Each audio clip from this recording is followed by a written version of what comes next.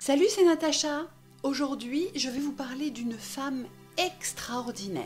C'est une exploratrice, orientaliste et féministe. Il s'agit d'Alexandra David-Néel. Alexandra est franco-belge. Elle naît en 1868 en région parisienne. Elle découvrira sa vocation à l'ouverture du musée Guimet. Dès lors, elle l'étudie pour devenir orientaliste.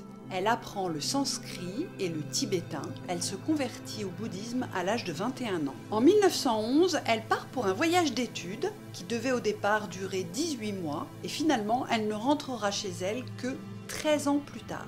Au cours de ces 13 années, elle voyage dans le but d'approfondir ses connaissances sur le bouddhisme tibétain. Elle rencontrera de nombreux lamas.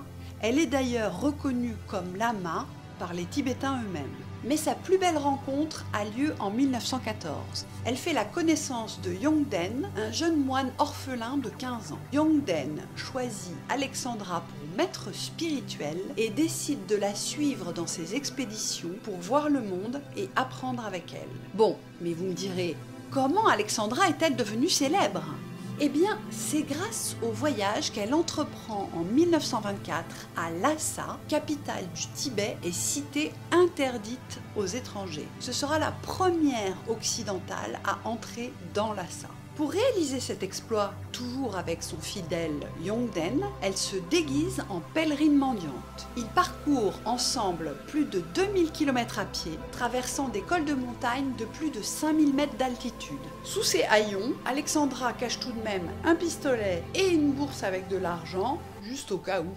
Ils passeront 2 mois à Lhasa avant de rentrer épuisés. On les voit ici en photo devant le Potala. De 1925 à 1937, ils résident en France, tout d'abord à Toulon, puis à Digne, où Alexandra achète une petite maison. Elle écrit plusieurs livres relatant ses voyages et elle donne également des conférences. En 1937, Alexandra a déjà 69 ans, mais ça ne l'empêche pas de repartir pour un très long voyage en Chine et au Tibet avec son fidèle Yongden. À partir de 1946, Alexandra s'installe à nouveau dans sa maison de Digne et se remet à écrire.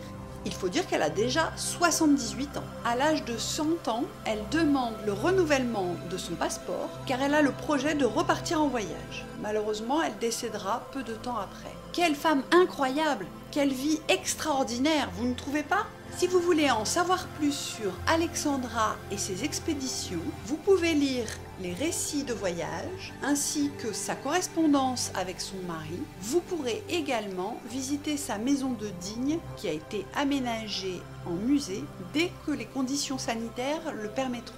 Comme d'habitude, je vous mets tous les liens en description. À bientôt pour de nouvelles découvertes.